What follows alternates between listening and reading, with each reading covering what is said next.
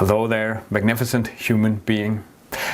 I want to share with you a dream that I had at a point in my life where I had completely unconsciously gotten myself into a very destructive pattern.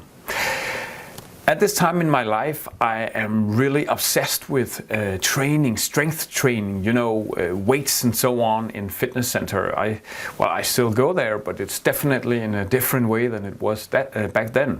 Because I went there quite often.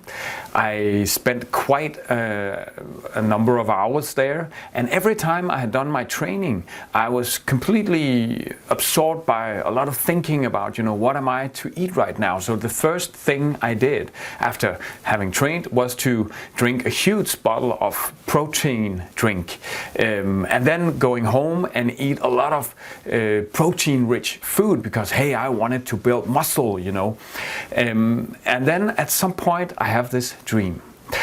I see myself, my body being immensely big, as I was at the time, weighing a lot more than I do now, muscles that is.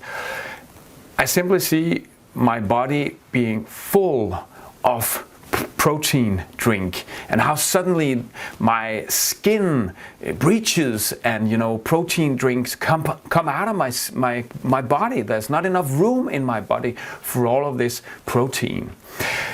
That dream to me was a wake-up call in many ways. When I was in primary school, I was being bullied for a number of years, bullied for being tall and thin, and no doubt to me for I think maybe 10 or 15 years at least of my life, I was really obsessed with training and what I saw when I looked myself in the mirror, because all of my feelings of self-worth, self-esteem came from my body being strong and fit. And obviously, I guess you can see now that that's a very fragile way of going about our life, of hinging all of our self-esteem on, how we look. Simply because we get older and it's hard to maintain that look, and basically mostly because it's very fragile. Now back then I would no doubt have been one of those who would post my picture on Facebook or Instagram, in Speedos, showing my body and so on. Facebook, Instagram didn't exist back then.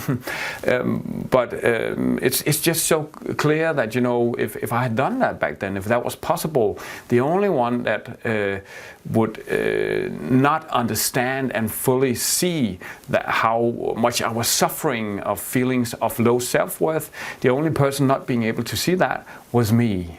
Whereas everyone else, I think, looking at that, unless they were maybe in a similar kind of pattern, would not be able to see it. But where does your self-worth come from? Feelings of self-confidence, right now not distinguishing between the two. Where do you get your self-esteem from? Is it coming from outside, or is it coming from a general inner feeling that hey, I'm good enough? Because that's the more durable kind of self-worth. That's the one that's more resistant to external happenings.